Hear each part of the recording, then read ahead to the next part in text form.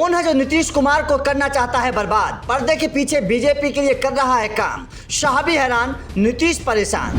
वो छीनना चाहता है नीतीश कुमार की कुर्सी। जैसे उसने पैतरा आजमाया, नीतीश कुमार पर खतरा मंडराया। जिस काम को ना मोदी कर पा रहे थे ना अमित शाह, बिहार में वो कौन आया जो नीतीश का करने वाला है सफाया। नीतीश को भी उस बाहुबली से है खतरा। वो 2024 में जब अपना जाल बिछाएगा, नीतीश का वोट बीजेपी पर खिसक जाएगा।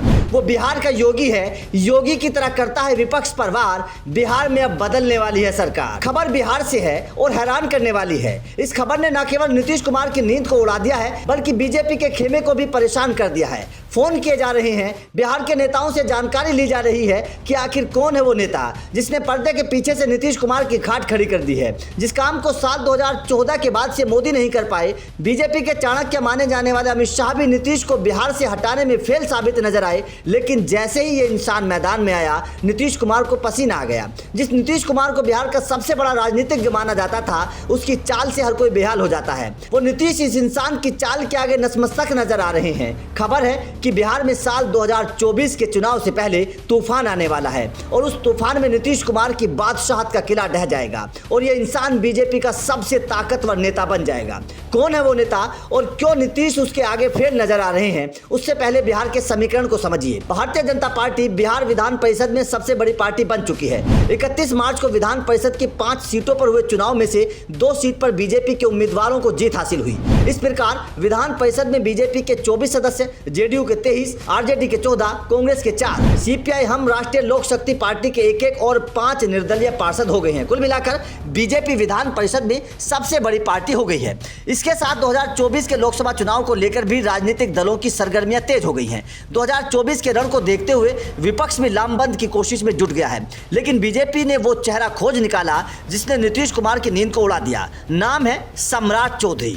बिहार के राजनीतिक गलियारों में चर्चा है कि सम्राट चौधरी के आने के बाद सबसे बड़ा खतरा नीतीश कुमार को है। अब सबसे पहले सम्राट चौधरी की ताकत को समझिए। नंबर 1, सम्राट चौधरी की छवि बीजेपी के फायर ब्रांड नेता के तौर पर होती है। बीजेपी में सुशील मोदी, गिरिराज सिंह, राधा मोहन सिंह, नित्यानंद राय, रविशंकर प्रसाद जैसे पुराने संगठन पर मजबूत पकड़ रखने वाले नेताओं को पीछे रखकर सम्राट चौधरी को प्रदेश अध्यक्ष बनाकर बड़ा दांव खेला गया है।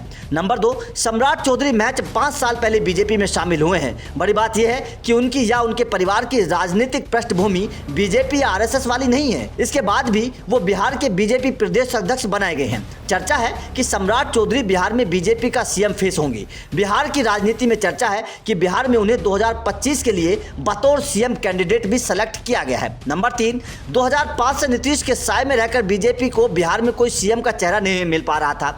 नीतीश ने अपनी राजनीतिक दांवपेच से किसी बड़े चेहरे को नहीं उभरने दिया। लेकिन जानकारों का मानना है कि सम्राट नीतीश के लिए सबसे बड़ा खतरा है। नंबर 4, सम्राट चौधरी बिहार की जातीय गणित के आंकड़े में भी फिट बैठते हैं। बिहार के नए प्रदेश अध्यक्ष कुशवाहा जाति के हैं। उनकी आबादी बिहार में मुस्लिम और यादवों के बाद तीसरे स्थान पर आती है। नीतीश कुमार 2005 में लवकुश समीकरण के सहारे ही लालू को सत्ता से बाहर करने में कामयाब हुए थे। बिहार में लवकुश के करीब 11% वोट है, जिसमें कुश यानी कि कुशवाहा के लगभग 9% वोटर हैं। सम्राट चौधरी के मुकाबले बिहार में कुशवाहा जाति के बड़े नेता उपेंद्र कुशवाहा हैं, लेकिन उनकी राजनीतिक ताकत ना के बराबर है। ऐसे में सम्राट चौधरी नीतीश कुमार के पुराने कोर वोटर में सबसे बड़ी सेंध लगा सकते हैं। इसके बाद सम्राट चौधरी की छवि एक बड़े कुशवाहा नेता की बनी। वहीं उनके विरोध में खड़े जेडीयू के प्रदेश अध्यक्ष उमेश कुशवाहा का कोई अपना जनाधार नहीं है। वो नीतीश के नाम की राजनीति कर रहे हैं। सम्राट चौधरी के पिता भी बड़े कुशवाहा नेता रहे थे। शकुनी चौधरी तारापुर से 7 बार विधायक और खगड़िया से सांसद रहे थे। सम्राट चौधरी की आक्रामक छवि भी उन्हें सीएम फेस बनाने में मददगार साबित हो सकती है।